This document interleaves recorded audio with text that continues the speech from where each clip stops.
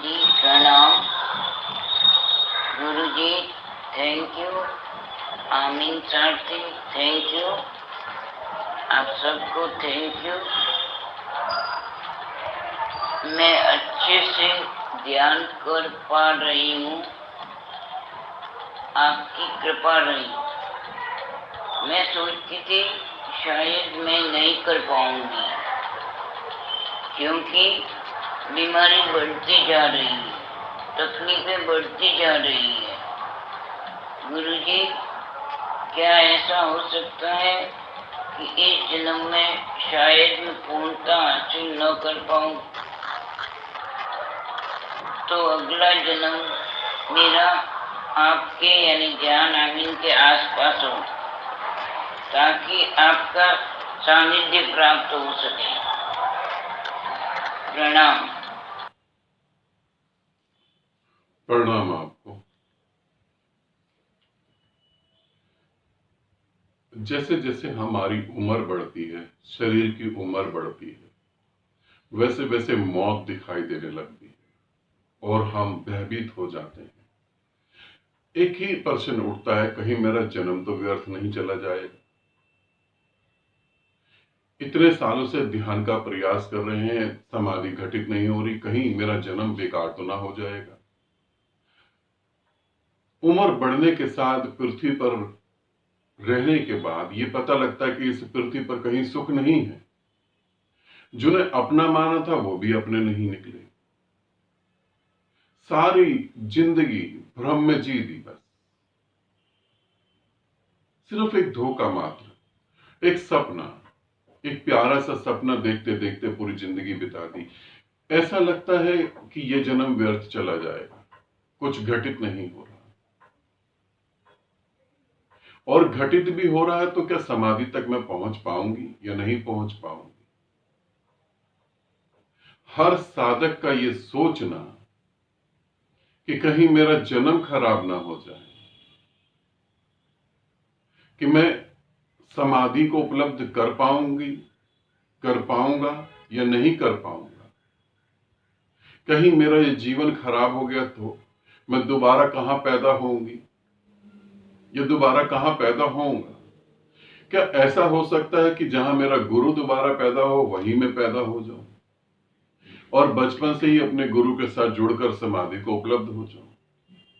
अधिकतर साधकों का यह सोचना होता है, क्योंकि मौत दिखाई दे रही होती है। मौत के बारे में बात करना अलग है, उसकी पांव की आहट भी आ जाए तो आदमी कांप उठता है। इसे समझना, मौत की बात करना कोई बड़ी बात नहीं। हम सभी क्या करते हैं, किसी के घर में मौत हुई जाके हम प्रवचन दे देते हैं। जब अपने घर में होती है मौत तो कोई प्रवचन याद नहीं आता, वहां पर दिमाग सुन्न पड़ जाता है। जब अपने ही प्रियजन को शमशान घाट में लकड़ियों में जलता हुआ देखते हैं तो कोई प्रवचन याद नहीं आता, तो कुछ याद नहीं आता है। मौत की बात अलग, मौत की आहट ही आदमी को हिला कर रख देती है। फिर यह सोचना स्वाभाविक है, क्या करा जाए। गुरु जहां पैदा होगा वहीं पैदा हुआ जाए। मेरे से जुड़ा हुआ हर साधक और मेरे से जुड़े हुए सारे मेरे सन्यासी, मैं सभी को यह कहना चाहता हूं कि तुम्हारे मुंह से यह सुनना तो मुझे कभी अच्छा ना लगेगा कि जहां गुरु जन्म ले हम वहां जन्म ले लें। अगर इस जन्म में समाधि नहीं घटित हुई तो ये तो सोचना ही नहीं तुम्हें कि इस जन्म में समाधि घटित नहीं हुई तो। यदि मैंने तुम्हारा हाथ पकड़ा है और तुमने मेरा हाथ पकड़ा है तो तुम्हें यह नहीं सोचना कि इस जन्म में समाधि नहीं घटित हुई तो अगले जन्म में हम पैदा होंगे। बिल्कुल नहीं। तुम्हें यह सोचना है कि इस जन्म में समाधि घटित होगी और कितने लोगों को हम मोक्ष के द्वार तक ले जाएंगे। तुम्हें यह सोचना है कि इस जन्म में समाधि घटित होगी, मोक्ष घटित होगा, उसके बाद हमें जो कार्य करना है, हमें कितने और साधकों को मोक्ष तक लेके जाना है। तुम्हारा ये सोचना कि समाधि घटित ही नहीं होगी, ये बात ही अजीब सी है। मैं तो कह रहा हूं तुम्हारे प्राण भी निकलने लगेंगे तब भी समाधि घटित होगी। समाधि क्यों नहीं घटित होगी? मोक्ष क्यों नहीं मिलेगा? वो तुम्हारा जन्म सिद्ध अधिकार है, वो क्यों नहीं मिलेगा तुमको? कैसे तुम सोच सकते हो इस बात को? तुम्हें यह सोचना है कि तुम कितने लोगों का उद्धार करोगे। जहां 1.5 साल में, 2 साल में, 6 महीने में लोगों को समाधि घटित हो रही है, वहां तुम्हें यह सोचना है कि तुम कितनों का उद्धार करो।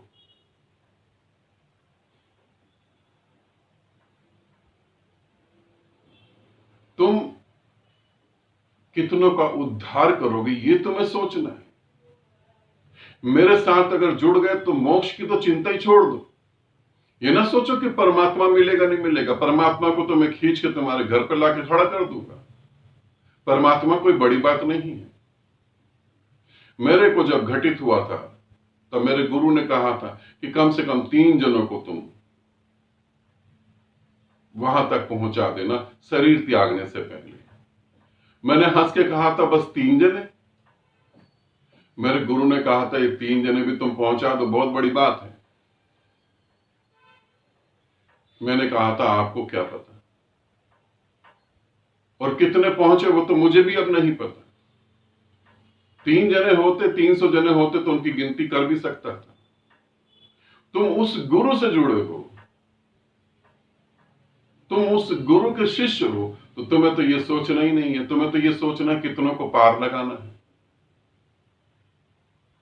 शेर की औलाद शेर की औलाद होती है, परमात्मा की औलाद परमात्मा की औलाद होती है।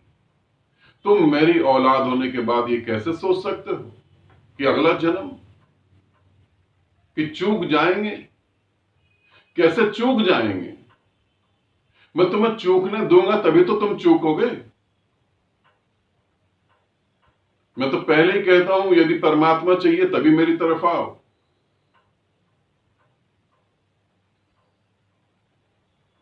मैं तुम्हें यह नहीं बताता कि शिव ने क्या करा था, कृष्ण ने क्या करा था, शिव ने काम वासना कैसे खत्म करी, शिव ने तीसरी आंख कैसे खोली, कृष्ण ने जो है कैसे ये करा, महाभारत कैसे। मैं तुम्हें यह नहीं बताता। मैं तुम्हें यह बताता हूं कि तुम शिव कैसे हो सकते हो। मैं तुम्हें यह बताता हूं कि तुम कृष्ण कैसे हो सकते हो। मैं तुम्हारे अंदर कृष्ण को पैदा करने की क्षमता रखता हूं। तुम्हारे अंदर शिव पैदा हो सकता है। मैं तुम्हारे अंदर मीरा को पैदा करने की क्षमता रखता हूं, और वो हो भी जाता है, वो हुआ भी है। तो ये बात तो बिल्कुल दिमाग से निकाल देना। यदि तुम ठीक ठीक समझो और मेरे साथ चलो तो मोक्ष, परमात्मा, अवगमन से मुक्ति, ये कोई बड़ी बात नहीं है। ये कोई बड़ी बात नहीं, ये बहुत साधारण सी बात है। हाँ, तुम कहो कि मंत्र शक्ति, कोई ऐसा मंत्र बताओ कि पहले दिन से ही पैसा बरसने लगे, तो मैं तुम्हें कहूंगा यूट्यूब पे और मदारी बैठे हैं, उन मदारियों से पूछ लो तुम, क्योंकि ये सत्य तो है नहीं। इसीलिए ऐसा नहीं सोचना है। आज के बाद तो ऐसा नहीं सोचना, सिर्फ यही सोचना है पहुंचने के बाद कितनों को पहुंचाना है, बस इतना भर सोचना है। और घटित क्यों नहीं होगा? सारे कारणों को खत्म करा जा सकता है। तुम्हारी अशांति के कारण हैं जो तुमने पैदा करे हैं। मुझसे मिलोगे, हम बात करेंगे तो अशांति के सारे कारण खत्म हो जाएंगे। पैदा भी तो हम नहीं करेंगे, खत्म भी तो हम ही करेंगे। जो शांत हुआ वो परमात्मा हुआ। कैसे नहीं होगा? क्यों नहीं होगा? यदि मुझे हो सकता है, यदि बुद्ध को हो सकता है, जीसस को हो सकता है, महावीर को हो सकता है, कृष्ण को हो सकता है, तो तुम्हें क्यों नहीं होगा? बिल्कुल होगा। तो आगे की प्लानिंग करना। अगला जन्म नहीं, इसी जन्म में बहुत लोगों को तारना है। ठीक है, ऐसा सोचो। आनंदित रहो, सदा खुश रहो। बहुत बहुत प्रेम आप सभी को।